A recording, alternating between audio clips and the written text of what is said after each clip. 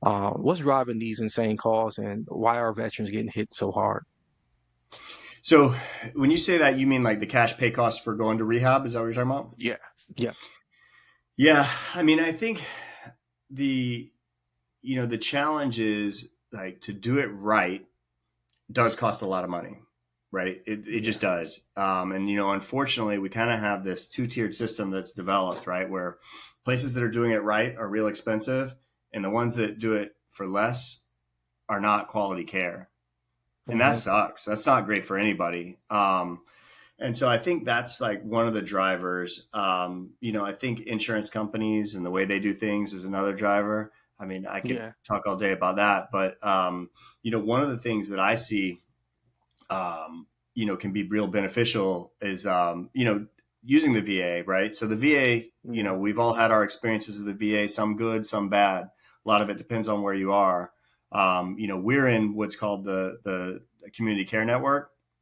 And hmm so, yeah, if a veteran really needs help, sometimes they have to advocate on their own behalf, but they can go to the VA and say, hey, yeah, I really want to go to Sophros, and they're like, well, you got to do our program. Like, I tried it, didn't work. I need to go to Sophros. If they fight for it, they can get it.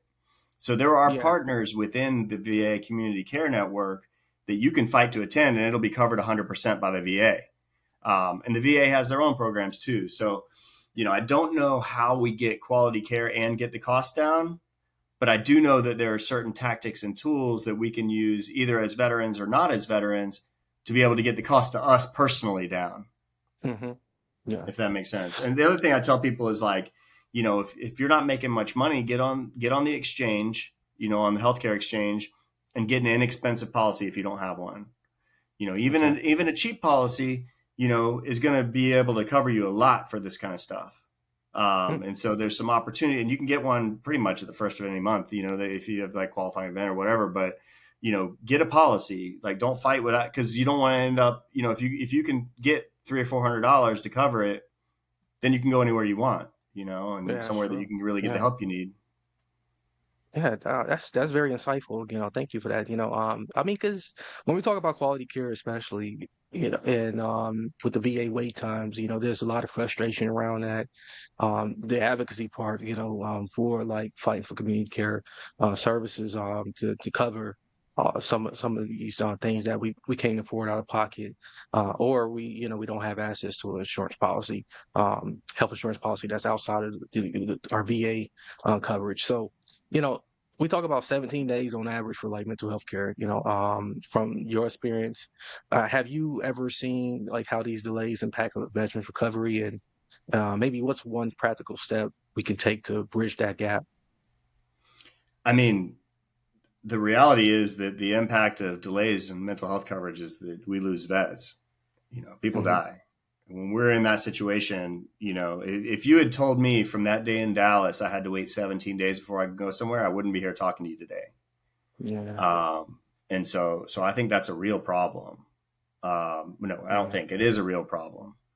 On the civilian side, within treatment, like we can get somebody in the next day. We can get somebody the same day if they want. hmm But that's not always going to be available. And like you said, with the VA, sometimes there's these wait times. And I think my message to veterans is like, that's when you have to advocate for yourself. Like, mm talk to somebody, raise hell, do what you got to do. But get a referral somewhere where they can help you if you need help. And there are some things that have come out, like the Compact Act and some other stuff that was passed by Congress that's supposed to help with that. But hmm it still takes the individual to fight for it. And the downside is, when we're in this spot, we don't have a lot of fight in us necessarily, yeah, So if we're struggling with depression and you call somebody and they're like, well, we can't see for 20 days, you're like, okay, like, you just kind of accept your fate, right? right, But if we reach out to like a veteran advocate or somebody in the community that's like pulling for it, or even a congressman, I don't care, but get a friend or family member to help you, because you do yeah, deserve that help. You've earned it. These benefits are yours, and like, you might need to call in a little help. And veteran, we're not real good at that. We're not right, we're not good at asking for help, but we're even worse at asking for help to ask for help. right? So, Yeah, but that's even more. Yeah, sometimes you got to do what you got to do, you know. you do, you do. This that's so very true. Brother, I really, yeah, like glad that you really highlighted it, and put it in that perspective. Uh, it is very deflating, when you hear, oh, like 20 days, oh, next month you get an appointment, and it and it's hard, just to just sit there, wondering like, okay, what's going to happen to me from now to then, maybe I won't make it. Um, but like you said, we have to get the information out there to veterans to be their own advocates, or grab someone who knows the system, to kind of help navigate, through it, until things can, like, improve from, hopefully we just cross our fingers that, even like, more policies, are passed to remove a lot of the red tape. So Nick, I want to talk about the opioid crisis among veterans. It's a hot topic right now, man. And with only 35% of those with opioid use disorder getting medication assisted treatment through the VA, how does SOFA's, recovery approach differ? Especially for vets battling addiction and PTSD. Yeah, so our approach for opiates is twofold. So one, we're looking at the medical side, which you mentioned. We're Hmm. also looking at the clinical side, so that's the therapy and the treatment. There are multiple things that we can use as medication assisted treatment. We always Okay. think of Suboxone. It used to be methadone. Now everybody thinks of Suboxone, Hmm. as the answer, or Subutex. Our doctor does prescribe that. Ideally for us, when we look at that one, we're looking at a long-term taper. So for me, the goal is not to live the rest of your life on Suboxone. The goal is Mm. to use Suboxone as a tool while you build the tools and skills to be able to live without Suboxone. That's an ideal world, right? That's for somebody that can Yeah. get treatment. And you know what? Like, if you got to be on it, it's better than being on fentanyl. It's better than being on Percocets. It's a better solution. So that solution is out there, and we definitely endorse it when it makes sense. We also use Vivitrol, if you're familiar with that, which Hmm. is another medication assisted treatment. It's a shot you get. There's a pill form called naltrexone, but there's a Vivitrol that's the shot version, and we've seen great success with that. It differs from buprenorphine, from Suboxone, in the way that it's not an opiate; it just blocks the receptors. So you're Okay. not getting any type of kind of like opiate satisfaction from it, but it keeps you from being able to get high off opiates while you're building the tools and skills. So now you got, 3 or 4 months in, you haven't used, you've got this blocker. Okay, like now we can start to reset our brain so we don't, need opiates anymore.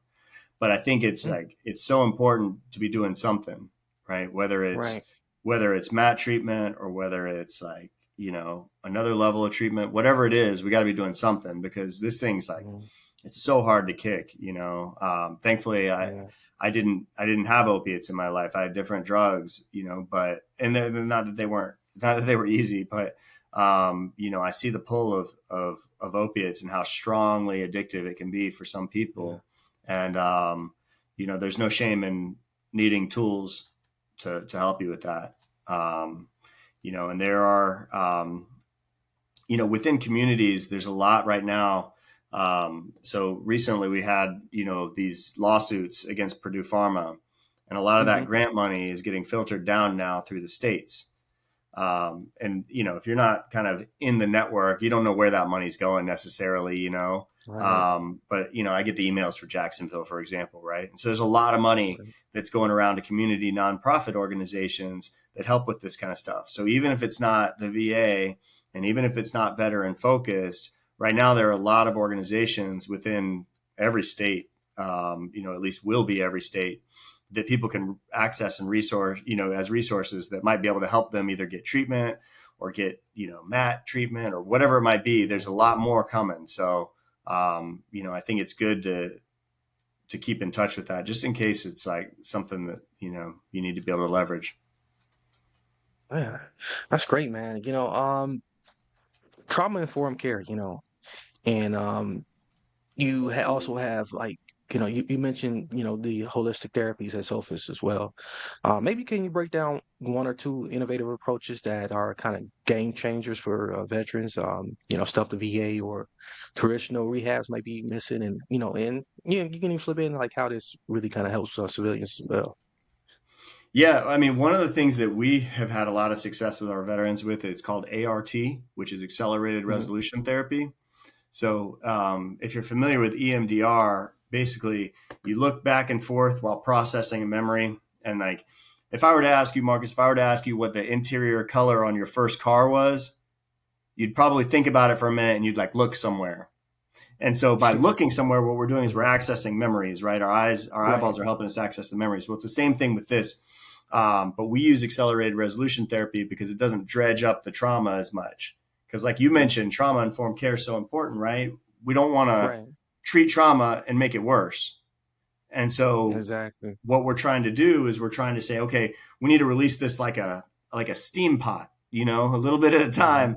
So we're starting to work through it. So we use this thing called accelerated resolution therapy that allows us to work through some of those traumas without unlocking the real dark real fast, right? So Right, that's one right. thing that we use that our therapists are trained in. Um, but one of the things that was so helpful for me, and this one's easy and accessible to everybody, is mindfulness. So, Hmm. after I went to rehab the second time, I went to Cambodia and I lived at a temple over there, just practicing yoga and meditation for 8 hours a day.